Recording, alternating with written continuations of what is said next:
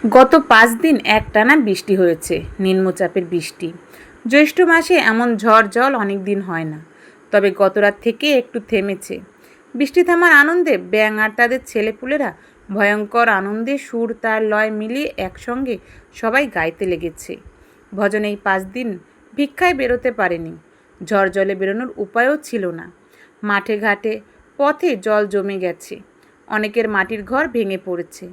পীরপুর উত্তরপাড়ার রাস্তা ভেঙে হু হু জল নামছে বিলে। সেই ভাঙা রাস্তায় চুনো মাছ ধরছে অনেকে। ভজনের পক্ষে ওই রাস্তা পার হওয়া অসম্ভব। তাই সে কদিন ঘরেই ছিল, বেরোয়নি। ভজনের ভাঙা ঘরে অনতি দূরে অগ্নিশ্বর মণ্ডলের জমি।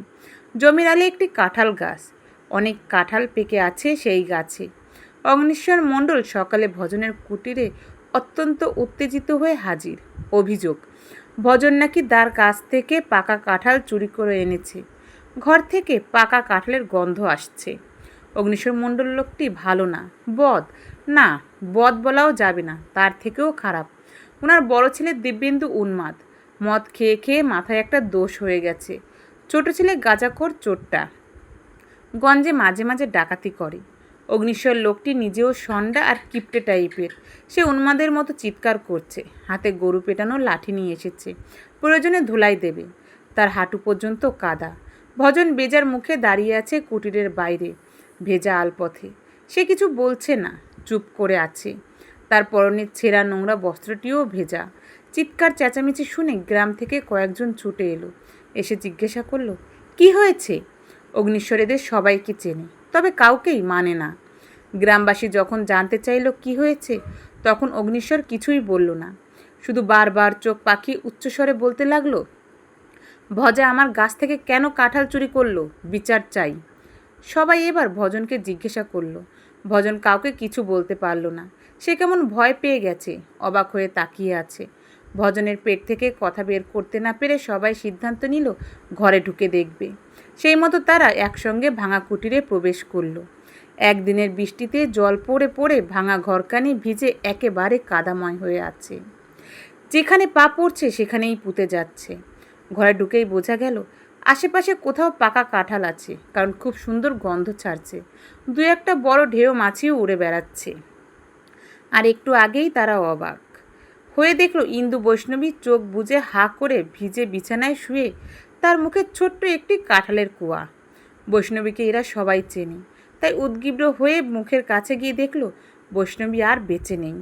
রাতেই কখন যেন মরে গেছে। সবাই দৌড়ে বেরিয়ে এলো। ভজনের কাছে গিয়ে উদ্বিগ্ন হয়ে বলল, কী রে মাসি, কবে এলো? কখন মরল? গ্রামের অনেকেই বৈষ্ণবীকে মাসি বলে ডাকত। ভজন অবাক হয়ে সবার দিকে তাকিয়ে থেকে বলল, মরে গেছে? কখন মরল তাই বল। ভজন এই প্রশ্নের কোনো উত্তর দিতে পারল না। নিজে নিজেই কেমন আনমনা হয়ে বলল, মরে গেল। পরক্ষণেই হাউ হাউ করে কেঁদে উঠে আবার বলল, দুদিন আমরা কিছু খাইনি জানো, বৃষ্টিতে বেরোতে পারিনি তো। যারা ভজনের মুখের দিকে তাকিয়ে প্রশ্ন করছিল, তারা ভজনের কান্না দেখে কষ্ট পেল। সান্ত্বনা দিয়ে বলল, কাঁঠাল চুরি করে যখন খেলি দুদিন আগে খেতি। ভজন এবার কান্না ভেজা চোখে অগ্নিশ্বরের মুখের দিকে তাকালো, তাকিয়ে বলল, বিশ্বাস করো কাকা, কাঁঠাল আমি চুরি করিনি। তোমার ছোট ছেলে সকালে এসে জোর করে আমার সব পয়সাগুলো নিয়ে চলে গেল। যাবার সময় শুধু শিয়াল খাওয়া কাঁঠালটা ছুঁড়ে ঘরে দিয়ে গেল। সত্যি বলছি, আমি কাঁঠাল চুরি করিনি, বিশ্বাস করো।